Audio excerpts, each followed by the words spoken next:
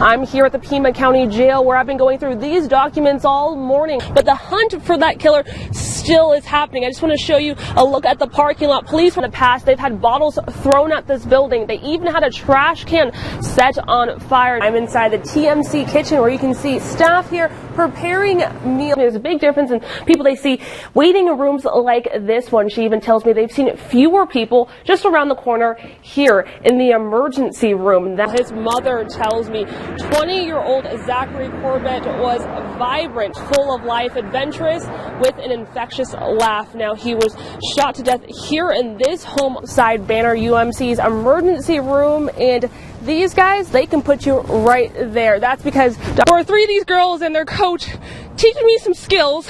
We're doing keep away here. You can see I'm out of breath because it's kind of difficult to do. But let me just chat with the coach right now. Even though summer has just ended, Tucson's largest school district is hoping that you're preparing for next summer. Right now, they house about 7 veterans, but soon this whole place will be full.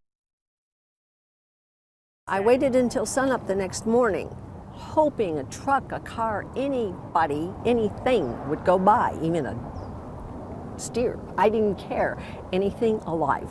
After losing her way on a trip to visit her family, Ann Rogers ran out of gas in the White Mountains and was forced to spend the night in her car with her dog and cat.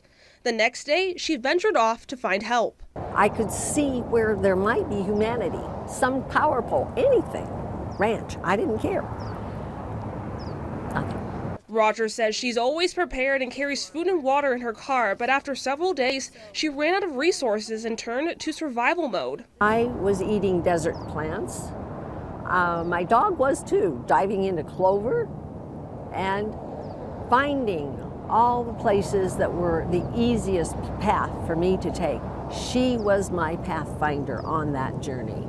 Rogers said she could see planes and helicopters flying by and knew she had to get their attention. And I also decided when I found an elk carcass, bleached white, long gone, 12-point rack, pulled that out on the sandy beach, pointed it towards a big sign that said help with an exclamation point made out of white stones and sticks. On day 9, she heard the sound she's been waiting for, the helicopter coming down to rescue her. That air rescue police copter landed.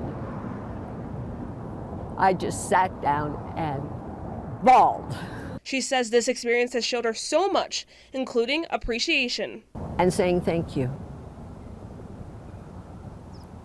There have been so many people who gave so much. My family, my genetic family. One area specifically here that's seen a lot of traffic. It's not all that big. Just feet from the U.S.-Mexico border, concrete patches line International Street, a lasting sign of the old tunnels once used to move drugs from Mexico into the U.S. This year, only 3 tunnels have been found. Border Patrol agents credit the decrease to the Homeland Security Investigations Tunnel Task Force. So this is one of the grates we check. We come down in here. Deputy Patrol Agent in Charge Kevin Hecht takes us behind the scenes of this dirty job. This is one of the areas we proactively patrol, keep them out. As you can see, there's a lot of sediment and debris in here, but there's no footprints, there's no activity. Border Patrol agents tell me it's rare to see people in sewer pipes or tunnels. On average, drug traffickers can get $800 for a pound of marijuana versus anywhere from $700 to $1,500 for each person smuggled into the U.S. There's some grading back there. That's one of the pieces of infrastructure that's in place to keep people from coming through the drainage freely. Agents say the majority of tunnels are less than a mile long. They're not hauling around large pieces of industrial equipment. They're doing a lot of this, with real primitive technology, essentially by hand. This spot, inches from the border, used to be a gold mine for traffickers. And they would park over this, they'd slide the lid off, and they'd feed narcotics through the grate into the vehicle, and they would take off with anywhere from 100 to 1,200 pounds. But the task force just added a new member, a camera-operated robot that can be sent into sewer lines and even through tunnels to investigate. We just put the robot in the hole, and the robot does the job. For the first time, you are seeing what the robot sees while searching the pipes. So what had happened here is they tunneled from Mexico, and they came up through the side of this pipe, and they were pushing narcotics through that pipe. On this day, the robot finds nothing, a sign the tunnel task force is working. A guy that digs the tunnel There's millions of those. They can replace those. When you start taking people with the money out of it and you start taking the financials out of it, you're having a much more significant impact. Put these socks on real fast. Okay. Sit down on your bed. It gets a little hectic around the Freed home, No, you can't play with that. but the Freeds wouldn't have it any other way. Children are my passion. I mean, absolutely, children are my passion. I think every job I've ever had has been involving children in some way, shape, or form. Jackie and Philip have fostered 15 children over the last 6 years. Soon, 2 children they've fostered for years will be their own. You know, they're going to finally be our forever babies. They adopted 4-year-old Sophia 3 years ago. And this is the castle for princesses. And now the adoption of Jack and Jill will bring the total to 3. From having no children to having 3 children, it's the most exciting time of my life.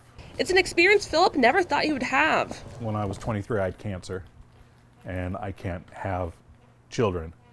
So this was my way of giving back, being able to help by fostering children. And as their family grows, the Freeds say they'll still open their homes to kids who need them. We just feel like this is our passion, and this is something that we're going to always do. You know, there's so many kids that need permanency, and we just are so glad to be a part of that.